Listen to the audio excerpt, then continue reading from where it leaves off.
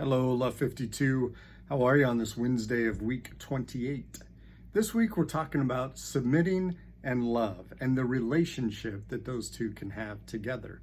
And again, let me remind you, if you didn't watch the video Monday, please watch it so you can get a little background.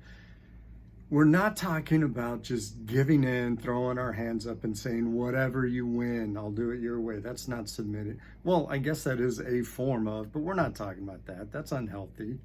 We're not talking about being passive. We're not talking about appeasing another person.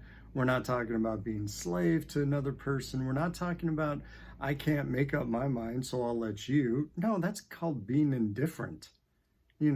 Submitting, what we are talking about here, is it requires some things. It requires having our own thoughts.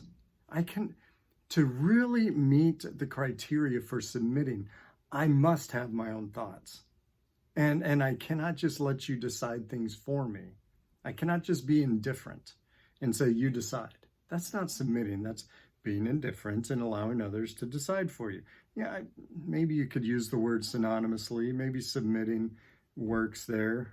I mean, we use words in so many different ways in our English language. So we are talking about having our own thoughts, our own opinions, and then considering other people's opinions and giving value to the person and to their opinion, their feelings, their thoughts, right? And so we have to go through the process of giving interest, time, energy, and attention. We have to go through the process of concentrating. And that can be loving. Submitting, I think, is a response to the process. That's my opinion. If you want to say it's loving, that's fine. I'm not opposed to that. I'd probably even submit to that opinion. I didn't really mean to do that, but it fit. So yesterday, or actually a few days ago, my wife and I were talking about what color to paint the bedroom. And we were talking and we both thought gray. And then we had to pick shades of gray. Have you ever gone and picked out a shade of any color to paint a room or to paint? There's like so many shades. And so, the lady at the place was kind enough to put some ideas up for us. And then we went from there and we had like 7 shades of gray. And so I listened to my wife and her opinions, and she listened to me and my opinions. I mean, we were like concentrating on each other. We were in the process of giving idea, loving each other, picking out paint. Yes, you can do that. Loving is that simple. And then I submitted to her choice. That doesn't mean I gave in. That doesn't mean I gave up. That doesn't... Look, let me sidetrack for a second. There's a phrase out there that I really can't stand. The phrase is, a happy wife is a happy life, or something like that. I think that is the worst phrase ever created. Okay, let me back. Maybe not the worst phrase ever created, but definitely up there in my top 5, probably. That's being passive. Happy wife is a happy life. That's giving in. That's being passive. That's, chances are men or people, women who do that are resentful part of the time and have a lot of negative emotions because they always feel like they're giving in. That's not what we're talking about. I didn't happy wife, happy life. No, we concentrated on each other. We talked about what we want to do, and she liked one, and I said, I agree. I submitted positively. Look, when we concentrate on each other, when we consider, one of the things was about, considering the customs of other people.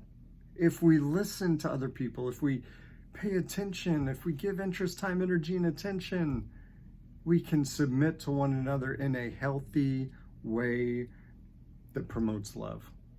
So look, I hope some of this is helpful. Submitting is not giving in. It's not being passive. It's not giving up. Those can be ways of submitting. That's not what we're talking about. We're talking about pay attention to each other. Concentrate on each other. I've said that like 10 times today because I want to make that point. Have your own thoughts. Have your own opinions.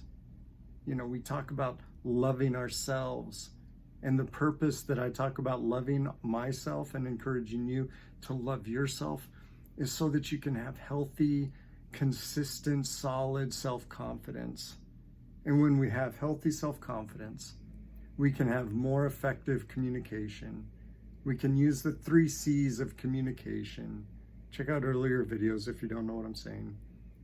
And then we can submit to one another in a healthy way without there being resentment and animosity. So, look, spread love. Love yourself. One second. Thank you. I was getting dry. Love yourself. Spread love. Accept the love others want to give you. We can spread love in our communication styles, concentrating on people, and we can have more effective communication. Our relationships can be healthy and pleasant, and they can be pleasant like the majority of the time. People think, oh, there's always fights in relationships. There's always fights and arguments in marriage. There is not. If you pay attention and do these things we're talking about, it's very possible you won't have fights in your relationships. And love can be spread way more often, more smoothly, and simply. Spread love, and we'll talk later. Take care. Bye-bye.